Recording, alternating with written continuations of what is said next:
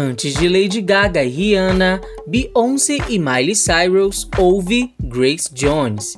No final dos anos 70, na efervescência de uma nova era, ela talvez tenha sido o primeiro símbolo na cultura pop de representatividade negra e LGBT. Com sua aparência andrógina, Grace Jones brincou com os gêneros e se tornou um sinônimo de empoderamento numa época em que discussões sobre ainda engatinhavam devido a uma sociedade conservadora. Sua relevância é sentida até hoje, seja na moda ou no cenário da música e do entretenimento.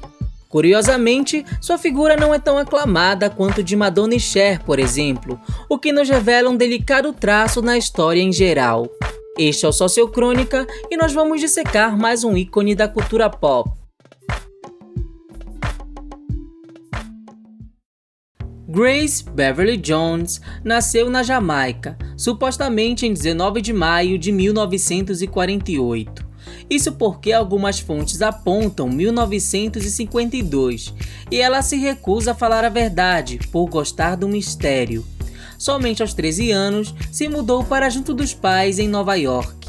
Diante de uma criação rigidamente religiosa, não custou a se rebelar e se envolver com a cultura hippie dos anos 60 e clubes gays, tornando-se uma go-go girl para conseguir o seu próprio dinheiro. Aos 18 anos, chamou a atenção de um olheiro e assinou um contrato com uma agência de modelo, embora ela tenha dito que eles tiveram problemas para me agendar, no entanto, eu parecia muito mais estranha do que agora. Então mudou-se para Paris, onde o cenário era mais receptivo à sua aparência andrógena e pele negra. Foi nesse ambiente que lidou fortemente com o racismo enraizado. Teve discussões furiosas com colegas de trabalho e até mesmo com John Casablancas, fundador da agência Elite, devido à ridícula ideia de que só havia espaço para uma grande modelo preta por vez, que na época era Beverly Johnson. Em sua autobiografia intitulada I'll Never Write My Memoirs, de 2015, contou ter sofrido críticas da própria comunidade negra por se envolver com homens brancos. Segundo ela, uma editora da revista Essence disse que se ela não tivesse estrelado o filme A View to a Kill, ela nunca teria aparecido na capa por conta de seus parceiros brancos. Foi ainda em Paris que se tornou parte da elite ao alcançar fama e sucesso por aparecer em inúmeras capas importantes. E logo não demorou a exibir suas veias polêmicas. Durante uma festa de políticos franceses, surgiu completamente nua, apenas trajando um colar de ossos. Não foi grande coisa, declarou depois. Ainda nesse período, dividiu um apartamento com Jerry Hall e Jessica Lange e frequentou a Le Club Sept, uma casa noturna gay badalada de Paris, ao lado de Karl Lagerfeld, diretor criativo de marcas como Chanel e Fendi, e Pat Cleveland, uma das primeiras modelos afro-americanas a ter destaque no mundo da moda. Foi Cleveland, por sinal, quem incentivou Grace Jones a arriscar carreira na música, uma vez que ela desgostava do ramo da moda e achava sua posição de modelo descartável. Assim, em 1977, Jones conseguiu um contrato com a gravadora britânica Island e lançou seu álbum de estreia, Portfolio. O remix de sua faixa I Need a Man atingiu o primeiro lugar na Billboard, foi abraçado como um hino gay nas boates, consolidando a popularidade de Jones e a elevando ao patamar de uma popstar mundial. Mais álbuns se seguiram. O Fame, Muse e Warm Leatherette firmaram Grace como a rainha gay da discoteca, mas conforme o gênero declinava, ela também permeou por entre o New Wave, o Funk, o Reggae, o R&B e até mesmo o Rock, incluindo em seu som batidas jamaicanas, eletrônicas e trechos em outras línguas. Afinal, além do inglês e do francês, Grace Jones fala mais de 5 idiomas.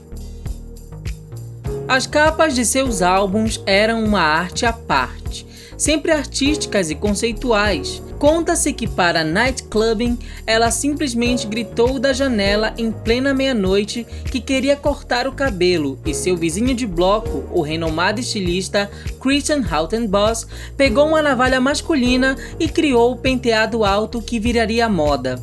Com tamanho impacto, não demorou a se tornar figura carimbada no famoso estúdio 54 em Manhattan. Andy Warhol certa vez afirmou que Gracie não era confiável, mas escreveu em seu diário: "Você não consegue ficar famoso por muito tempo a menos que esteja sempre mudando." Grace Jones é um exemplo disso. E foi o que ela fez. Em 1984, Jones estrelou ao lado de Arnold Schwarzenegger em Conan, o Destruidor. Esta excursão logo a levou a mais papéis, incluindo até um destaque como uma vilã de James Bond em A View to a Kill. Em 1987, fez um polêmico ensaio ao lado de seu namorado na época, Dolph Lundgren, para Playboy. Ao final da década de 90, porém, já desiludida com a indústria da música, lançou Bulletproof Heart em 1989 e só retornou em 2008 com Hurricane. Desde então, permanece reclusa, chegando a recusar inclusive um convite de Lady Gaga para uma colaboração. "Não há ninguém que eu ame mais do que Grace Jones", disse Gaga.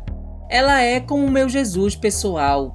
E é curioso que a mulher que ajudou a moldar o que viria a ser de fato a verdadeira definição de uma diva, de um ícone, em especial para grupos carentes de representatividade, tenha dito: "Eu não sou uma diva, sou uma Jones. Diva é algo tão usado, diva, ícones, tudo, lendas, ser diva, o que é isso?" Porém, não há dúvidas do impacto cultural que foi o surgimento e a presença da artista. O que nos leva a questionar brevemente por que ela é tão pouco lembrada na roda do entretenimento, comentada ou aclamada pelas gerações atuais. Se formos compará-la com Madonna, por exemplo, considerada a rainha do pop até hoje, ou David Bowie, que permaneceu como um símbolo andrógeno do pop rock por décadas. Em termos de premiação também, ela nunca recebeu um Grammy, o mais alto prêmio do ramo.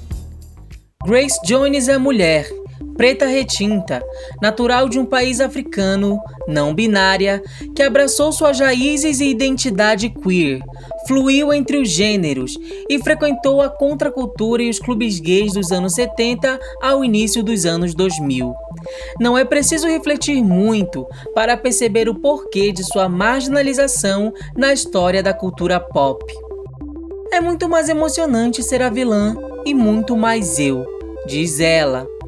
"Acho que o lado masculino é um pouco mais forte em mim e às vezes tenho que diminuir o tom. Não sou uma mulher normal, isso é certo."